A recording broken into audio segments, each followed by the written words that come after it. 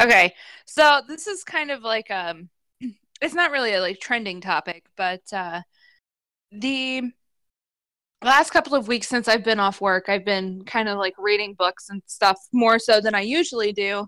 And I actually got these books for my birthday a couple years back, and they're from Deanne.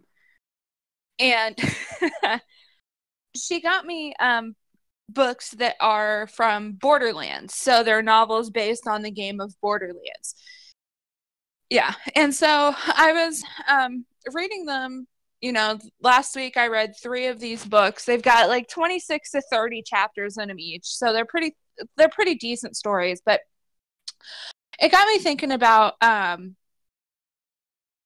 how it made me feel in regards to when I went back and I played the game. So I kind of ran a little bit of an experiment to kind of, I guess, weigh the differences and to see how it would be different as per like reading a book and then watching a movie. And I kind of felt like there was a lot of disconnect there because the story itself that you play in the game, it's already really rich in detail.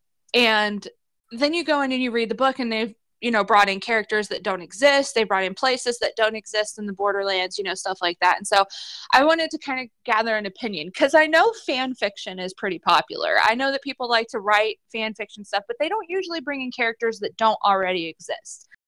And when you do, it kind of feels like when you go back through and you play the game a little bit, that something is missing because you've attached yourself to this story and it includes characters that do exist, but also ones that don't. And you find yourself kind of in, how do I want to put this? I mean, kind of at a loss, basically, because you're like, okay, I've read the story and I'm in the places that they were talking about, but then there's supposed to be other places that I can't get to and I can't fight the game like I was reading about in the story. Like, I can't follow that kind of storyline. So I kind of wanted to seek your guys' opinion on how you felt about games that are that have books that come out based on them after the game has been released. Like, I know if you do a book and then do a game or do a movie that, there's stuff lost in that process too. But do you feel that it takes away from a game when they start publishing novels and things like that based on a game that actually include things that are not part of the game already? And do you feel that that's kind of taking away, I'm trying to think of the best way to put this because I know what I want to say. I basically feel like that they just plagiarized because even though they wrote a book based on the Borderlands, it's sponsored by 2K, which is the developer for Borderlands games, since they put in characters and situations and enemies that don't exist, it's kind of like they borrowed somebody else's story to me. And so I kind of wanted to know what you guys thought. Like, do you think that doing something like that is a good idea?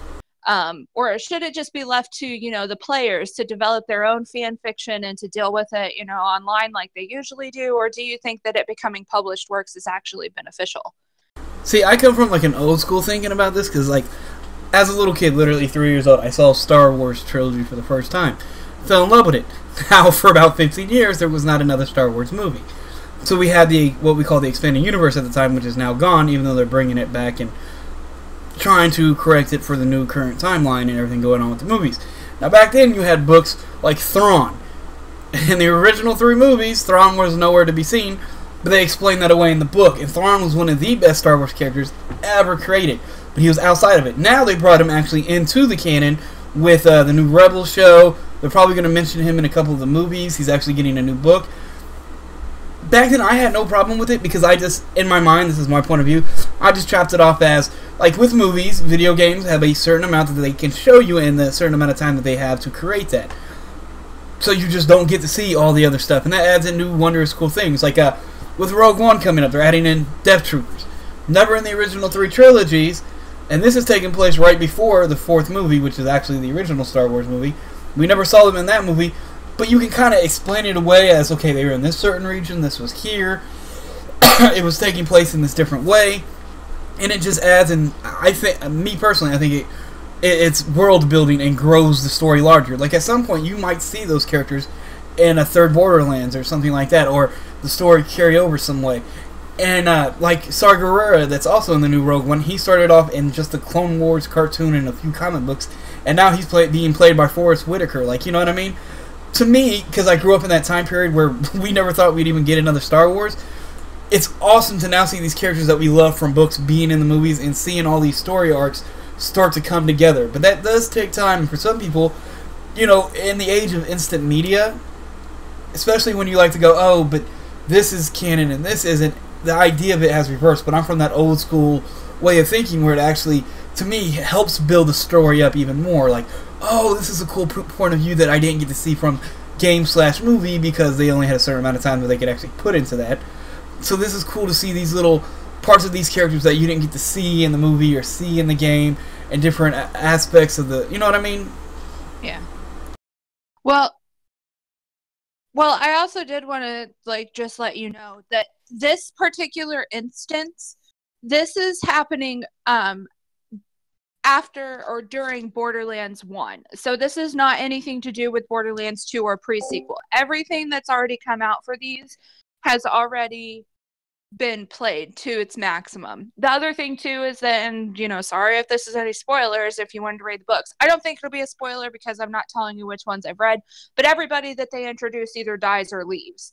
So I don't think that they're actually going to be in any of the Borderlands games at any point for any reason, because Borderlands 1 has already come out. That's the one that these books are based off of. Borderlands 2 does not include any of those characters, neither does pre-sequel. So kind of like the Rogue One movie where it's telling you the story of the Death Star, but of course everybody has to die in it, so they can't be in Star Wars Episode 4, basically. Kind of like that. I might have to kind of go with Raymond on this one, though. I mean, it's a way to expand that universe and stuff like that. But I do understand where you're coming from, where it's kind of like, it almost feels like it was some sort of kind of like cash grab due to the fact that it is related to Borderlands, and you get your fans or, you know, want to try to get their hands on as much stuff related to the game because they did fall in love with the game. I feel sometimes that they do a pretty good job at, you know, including stuff into the universe that we know and care for, and then sometimes they kind of drop the ball and just, you know, you end up with things like that, unfortunately. But as far as where I sit, I think that it's a good way to add some depth and some other different little ins and outs to some stories if it's done properly, which seems to be where you're kind of vexed on, you know, because you want it to be something that's tied into one of the three of the damn games that are out, and it just kind of doesn't really go there. It doesn't really match up. Yeah.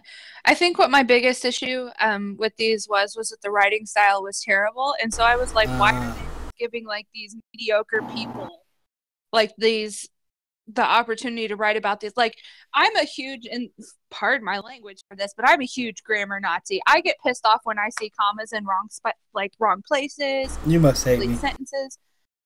You know what? I deal with it out of some people. I can tolerate it some places, but in published works, newspapers, online articles, books, anything like that, I get extremely angry. Yeah. And to be honest with you, to let you know how bad that it was, I went from reading a Dan Brown book. I was reading, oh God, which one was it? I've read almost all of his. Fire. What one was it? Shit, fire, save matches. No. Oh, what was I reading? Oh my God. I know which one it was. It wasn't the Da Vinci Code. It wasn't the Lost Symbol. It wasn't Angels and Demons. No. Shit. Black Plague. Inferno. I was reading Inferno. And so I had gone from reading like, something from a sophisticated author that has a lot of published works that's really, his writing style is very professional, to going to reading something that's really lax but still is making a profit off of a franchise that already exists. And when I tell you that this person that wrote these books was awful at it, the first one was the worst. I mean, I got a headache. Oh, wow. Every time I attempted to read it, because I was just like, that's wrong, that's wrong, that's wrong, that's definitely wrong. Holy shit. Yes, and I had to go through and literally try to distract myself from being able, just so that I could focus on the story itself. Like, I just had to power through it. Eventually, I was able to do that. In the second and third books, it had improved a little bit, but you still ran into a lot of that. And so I think that I don't want you to think that my opinion is that they shouldn't do it, but I think that it should be done professionally. Hell yeah. It should be done in line with the developers so that you're not ruining their story and that you're not making them look lazy, because that's exactly the impression that I got from these books that I read. Exactly. Like with Halo is a good example. Some of the like the anime and some of the books were really good, and then a couple of the books sucked, and a couple of the live action stuff was really good, and a couple of them just It's all quality control. Like, if you want to read a good tie-in to a already established franchise or universe, go read the original Admiral Thrawn book from Star Wars. Get the original one. They got a new one coming out done by the same guy, something Zam or something like that's his name, the author. But the original Admiral Thrawn, because in Star Wars it's always dun dun dun dun, evil bad guy Sith with magic and a fucking lightsaber. No, Admiral Thrawn was this. Because if you know anything about the Star Wars universe, the Emperor and the whole Empire were basically racist to aliens, right? Here's an alien guy who's highly... Hold on, I gotta wait till that static goes away. Okay. Who's highly intelligent. He uses art and music from each culture to understand them and then defeat them. And has this very well thought out, very well written book that is just mind blowing. I would tell you to go check that out just to see what a very good rendition of somebody doing a book in an already established universe is. Because I don't think there's anything better than Admiral Thrawn. But yeah, somebody's like, basically, I'm writing a fanfiction of Borderlands and I'm getting paid for it. No, don't do that, please. Get a really good author who really knows the universe, cares about it, and loves it, that makes something great out of it that carries on for the next generations of games and books. Not just some bullshit that you want to throw out a fucking wall.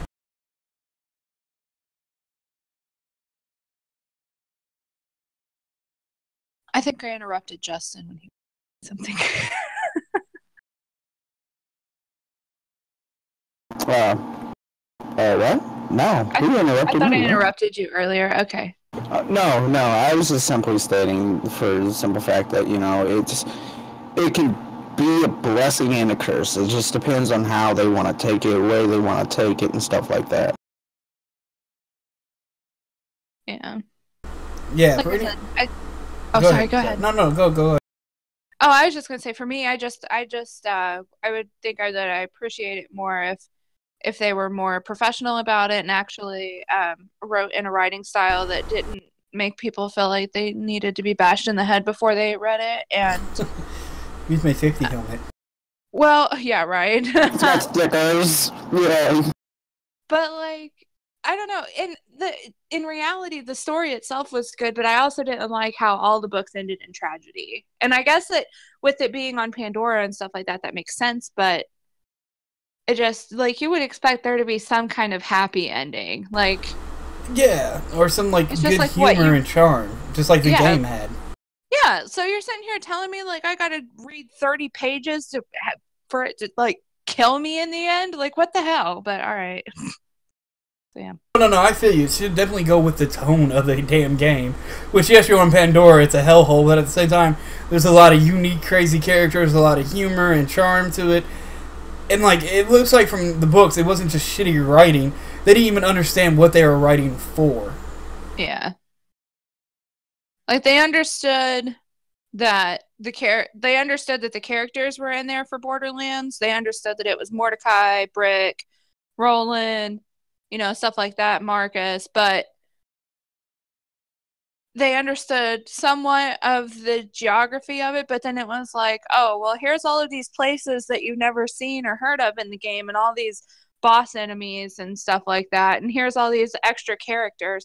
Like, I didn't even know what Homeworld was until I read these books. Like, what the fuck is Homeworld? Homeworld has nothing to do with the game series itself. It's the world of home. Well, I understand that, but, like, that's what I'm saying is, like, there's no backstory for any of the characters about anything to do on Homeworld. And so, like, that's a big gap to me because it feels like they didn't explain how people got to Pandora in the first place. You see what I mean? And, like, who is Boss Jasper? Like, there is no Boss Jasper in the game. There's a Crom in the game. You actually fight Crom, I think, but you don't have him in the story. They mention him, but they don't have you actually working for him. There's a big guy in there his name's Remus. Who the hell is Remus? He's never in any of the games, and I only know this because I've played those games 100% thoroughly. I have gotten every achievement, and I've completed every mission, and that guy is not in any of them. That's Remus' cousin. I was about to say, it's Remo's little retarded brother. Okay. Well, he's the one with the safety helmet. But you see what I mean? Like, I feel like there's just a big disconnect. And I feel like as long as you're keeping in line with the story and you're writing something that would actually tailor to the players and their love of the game and not add in a bunch of stuff that's going to confuse the hell out of them, I think that it would be great. I think that making books based off of the stories is fantastic. I think fan fiction is a good idea. Kind of not like the porno fan fiction that I've seen online. Oh, come on. Everybody needs a little Rule 34 in their life. That's where this is going. If that's what you're into, then fine. But don't just create something brand new and then mooch off of characters that already exist. Like, just go write your own damn story. Sorry, you said the porno one, and the only thing that came to mind was Draco grabbed his shaft, and we're not talking about his wand. Okay, Harry Potter erotica over here. Wait, one time. It was one time. I'm not dressing as Ron Weasley, my friend. Have I showed you guys the picture? Oh, God, where is it? No. Is it research? No, it's not research. Research, a.k.a. his spank mag. Yeah, your spank bank? Is that what they call it? There you go. 4chan does that for me, thank you. 4chan? I'm afraid to even go on 4chan, to be honest. Don't be afraid. Embrace it. Oh, this is Let it happen. So this is what it was. It's a screenshot that I had saved from somebody that shared it on Facebook. And it's like a group chat or whatever. And I might be pronouncing these names wrong, so I'm sorry. But it's like they were group chatting, and this guy sent a message, and it says, Sasuke shoved his hands into Naruto's pants and grinned when the blonde whimpered from his touch. Already, Naruto, he said. And then he goes, wrong chat. How y'all doing? Oh, shit. Wow, somebody fucked up. Somebody fucked up. But see, like, that stuff I'm not into, but I saved it because I was like, that is hilarious. He wanted to know what Naruto... I'm not even going to say, fuck it, I'm done. Another reason why I don't like Naruto. Naruto. That one late night when Goku and Piccolo had to camp out underneath the moonlight, kind of like... You shut your fucking mouth. That's It's big, it's green, and it's me. Ever get to Jesus. Don't you make fun of him. Goku's puckered up. He always liked to eat and has something in his mouth. What's the next topic? So we don't hear about Goku sucking on a pickle. Yeah, on Piccolo's pickle. Oh god. Oh my god. Okay, so the next